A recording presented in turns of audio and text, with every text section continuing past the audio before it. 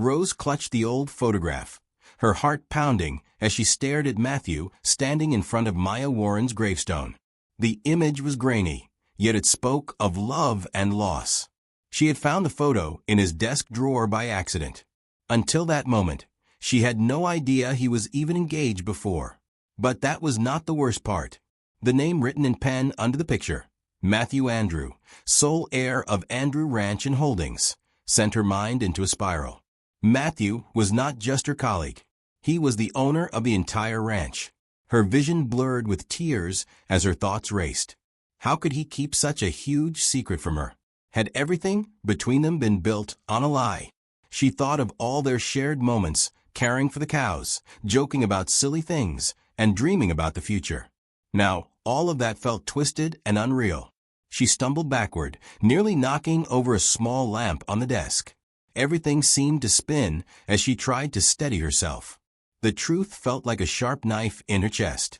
Several months earlier, Rose Albert had arrived at Andrew Ranch, hoping to start over.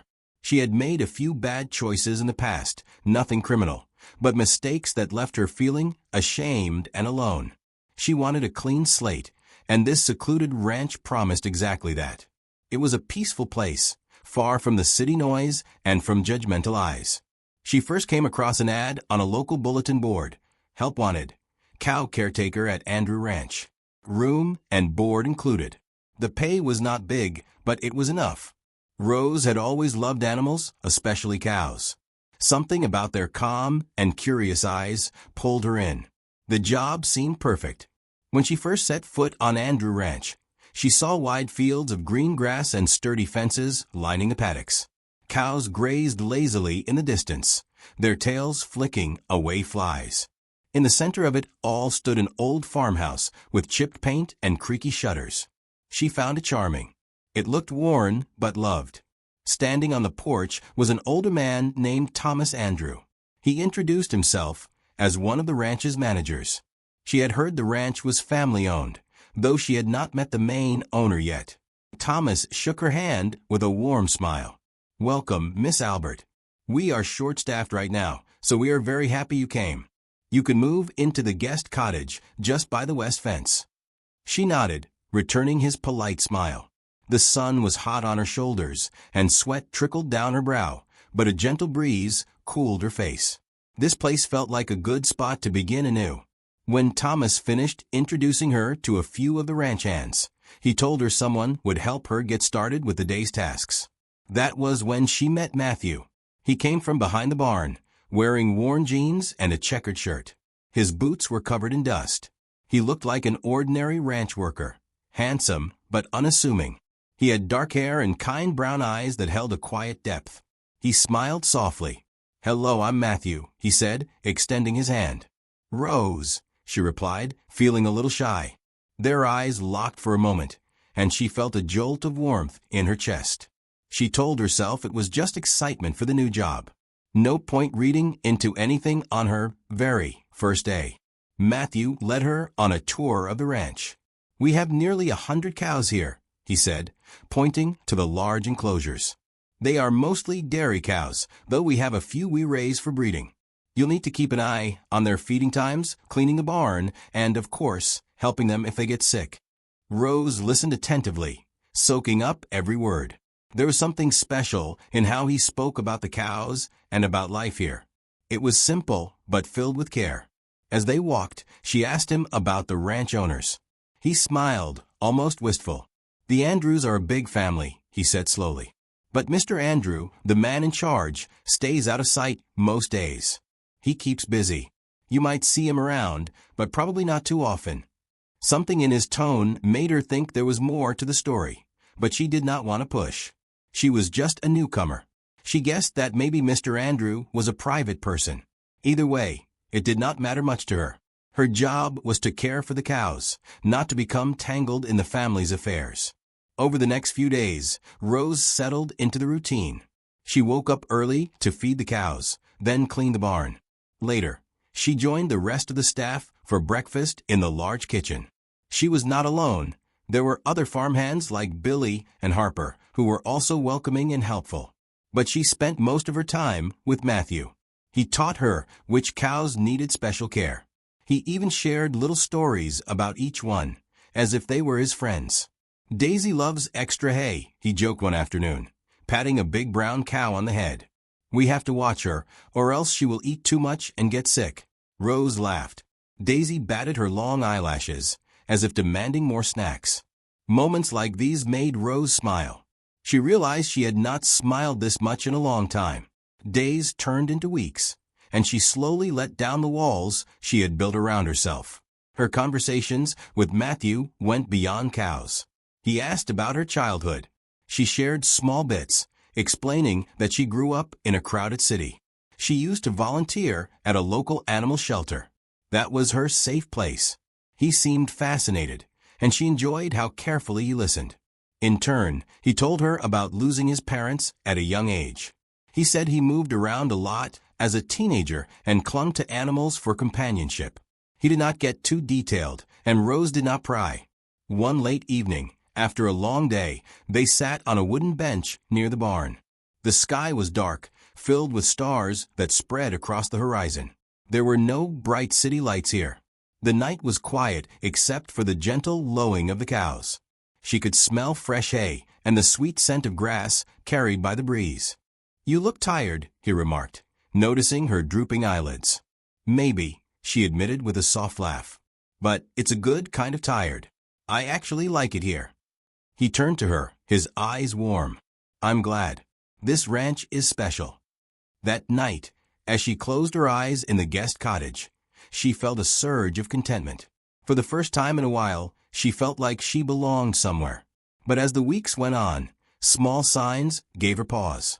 Sometimes, she noticed that Matthew made certain decisions around the ranch without consulting the managers. Some of the employees would ask him for permission before placing orders for supplies or making changes. She thought it was strange because everyone was supposed to answer to Mr. Andrew. One afternoon, she saw Matthew place a call to a bank, discussing large sums of money. She overheard him say, "Yes, increase the budget for new cattle feed, and have my personal account manager call me tomorrow." The conversation ended quickly when he noticed Rose. He smiled at her, but there was a flicker of anxiety in his eyes. She tried to dismiss these signs. Maybe he was from a well-off family, or maybe he was a manager after all. She did not want to seem nosy, so she kept her thoughts to herself. Yet deep down, a small worry took root. Was Matthew hiding something? Their growing closeness overshadowed her doubts. They spent more time together, sometimes going horseback, riding at dusk. He showed her secret spots on the ranch, like a small pond behind a cluster of trees where wildflowers grew.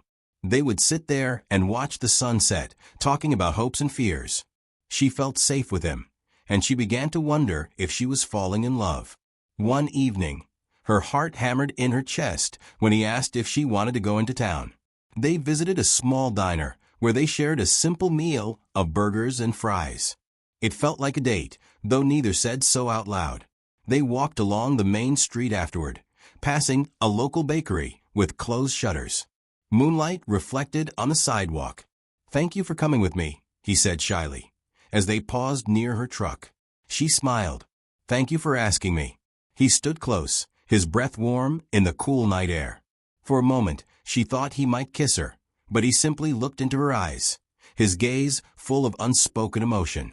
When she got back to the ranch that night, she tossed and turned in bed, thinking about him. There was a small pang of guilt. She had come here to work, to mend her life, not to fall for someone. But it was too late. Her heart was already entangled. One afternoon, as she was tending to a pregnant cow, an older ranch hand named Marvin approached her. He had a polite but serious expression on his face. "You have gotten close to Matthew, haven't you?" Marvin asked gently. She shrugged, feeling a bit uneasy. "I guess so. He's a good friend." Marvin gave a slight nod. "If you ever want some advice, let me know." There was concern in his eyes, though he did not explain. He patted the cow's side and walked away. Rose stood there, watching him go, her mind racing with questions. A few days later, while rummaging in the storage shed, Rose found some old newspapers stacked in the corner. She flipped through them out of boredom. One front-page article caught her eye. Maya Warren, fiancée of billionaire Matthew Andrew, dies in tragic accident. Rose's blood ran cold. The date on the newspaper was from 2 years ago. A wedding photo, presumably for an engagement announcement, stared back at her. The couple was beaming, looking perfect and happy. Rose dropped the paper in shock. Her stomach twisted into knots. She read the headline again. Billionaire Matthew Andrew? It had to be a coincidence. She could not picture the man she knew as just a ranch hand being a billionaire. Yet the photo was clearly him. The only difference was that he looked younger, and his face held a certain glow he did not have now. Maybe sorrow had aged him. But there was no mistaking those eyes, that gentle smile. Questions flooded her mind. Why was he here, pretending to be someone else? Why not tell her? The mention of Maya Warren's death broke her heart. Clearly, he had gone through something terrible. But still, she felt betrayed. She stared at the newspaper, her breathing ragged. Her mind began to spin with thoughts of his secrets, their shared moments, and the future they had unknowingly begun to build. Unsure what to do, Rose avoided Matthew for a day. She needed time to think. Part of her felt she had to confront him, but another part worried he might shut her out completely if she pushed too soon. That evening, she was on her way to the barn when she heard shouting. 2 voices. She recognized one as Matthew's. The other was an older man's, Thomas Andrew. She crept closer, the barn doors slightly ajar. Thomas's voice was low but firm. You can't keep hiding this, Matthew. She deserves to know who you really are, especially if you. Matthew cut him off, his tone tense. I know, Uncle Thomas. I just don't know how to tell her. She's different from everyone else I've met. I don't want her to leave when she finds out. There was a pause. Rose felt her heart ache. So it was true. He was indeed the heir to Andrew Ranch, the same man from the newspaper. And he was afraid she would leave him if he told her the truth. Thomas sighed. Your father built this ranch from scratch. But the rest of the fortune, the holdings, that came from your mother's side. You've got a lot of responsibility, none of which you can ignore forever. You know there are people in the family who want to take control. And Rose might find out all of this the hard way if you wait too long. Footsteps sounded, and the conversation ended. Rose scrambled to hide behind a tractor. She needed time to sort out her thoughts, but emotions swirled inside her like a storm. Matthew had wanted to protect her from the truth, but he had deceived her in the process. She did not know if she could trust him. Despite her confusion, Rose tried to keep things normal the next day. She worked with the cows, did her tasks, and avoided being alone with Matthew. She was not sure how to behave around him anymore. Yet it was impossible to dodge him forever. Late in the afternoon, as she was refilling water troughs, he finally approached her, stepping around the fence. Rose, he said softly, you've been distant. Is something wrong? She clenched her jaw, wanting to confront him, but she felt her throat tighten. Her eyes threatened to water. She wanted to shout, but sadness weighed heavier than anger. She knew his secret, but part of her wanted him to come clean on his own. So she chose her words carefully. I'm okay, she lied. Just tired. He studied her face, seeming unconvinced. After a moment, he nodded. All right, he said quietly. But if you need to talk, I'm here. She gave a quick nod and then turned away to hide the tears in her eyes. She hurried back to the barn, leaving him standing in the yard with a troubled expression. A few nights later, Rose decided she had to face this head-on. The weight in her chest grew heavier each day. She headed to the main office, where Matthew usually did his paperwork. She had never been inside before, so she did not know what to expect. Her hand trembled as she turned the doorknob. The office was tidy, with large bookshelves and a desk in the corner.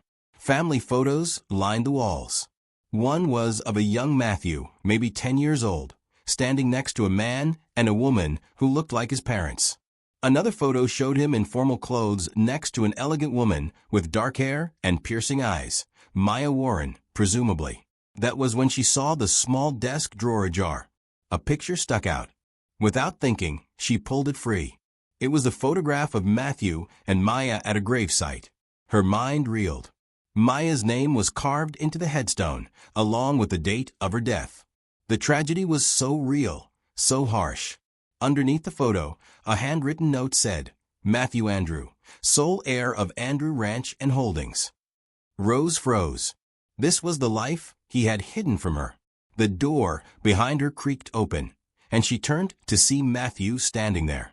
Panic flashed in his eyes as he saw the photograph in her hand. Rose, he said, his voice shaking. I can explain. She shook her head, tears rolling down her cheeks. Why didn't you tell me? About your past? About your name? That you own all of this? He stepped closer, but she held up her hand to keep him away. I'm sorry, he whispered, pain etched on his face. I just wanted a chance to be normal. To find someone who would care about me for me, not for my money or for the name. I was afraid if I told you, you'd look at me differently. Her breathing turned ragged, and her emotions boiled to the surface. Do you really think so little of me? She asked, voice trembling. That I only care about wealth? He shook his head fiercely. No, Rose, that's not it. I didn't think that. I was scared. Maya died 2 years ago, and I blamed myself. After that, I lost faith in almost everything. I ran from my family's fortune, wanting to hide on the ranch. Pretending to be a regular worker let me escape the pity and the pressure. But then I met you. He stepped closer, gently placing his hand over hers. She did not move away this time, but she was still shaking. He continued, I wanted to tell you so many times, but I never found the right moment. The more I waited, the harder it got. Please forgive me. She looked down at their intertwined hands. Pain churned in her stomach. The heartbreak of his deception mingled with pity for his loss. She could see the anguish in his eyes. All the same, her trust felt shattered. I need time, she whispered, before stepping around him and leaving the office. The days that followed were tense. Rose did her duties quietly, avoiding Matthew when possible. He gave her space, sensing she was not ready to forgive him yet. Some of the ranch workers felt the change in the atmosphere, but no one asked too many questions. Rose, he began, voice thick with emotion, your love saved me from a dark place. You helped me face my fears and become the person I needed to be. Will you marry me? Tears filled her eyes as she nodded, a laugh mixing with her sobs. Yes, she whispered. Matthew slipped the ring on her finger, and she threw her arms around him. For a long moment, they stayed like that, rain from earlier dripping off the gazebo roof, the smell of wet grass in the air, and the sweet sound of crickets harmonizing around them. Word spread quickly around the ranch. Some workers cheered, slapping Matthew on the back in congratulations. Harper and Billy teased Rose about being the future Mrs. Andrew, making her blush. Even Uncle Thomas offered his blessing, tears in his old eyes. Your parents would be proud, he told Matthew. This ranch will carry on with love at its core. As the next few months passed, Rose felt more at peace than ever.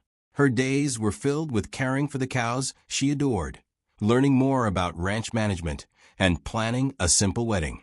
Matthew continued to handle the family business, and sometimes Rose stood by his side in meetings, offering quiet support.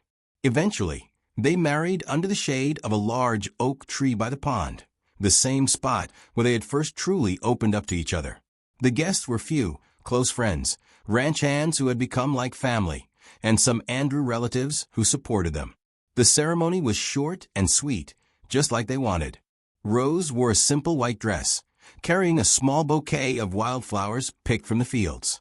Matthew stood in a well-fitted suit, looking as dashing as ever. When they said their vows, their eyes shone with tears of joy. They promised to be truthful and to face life's trials together.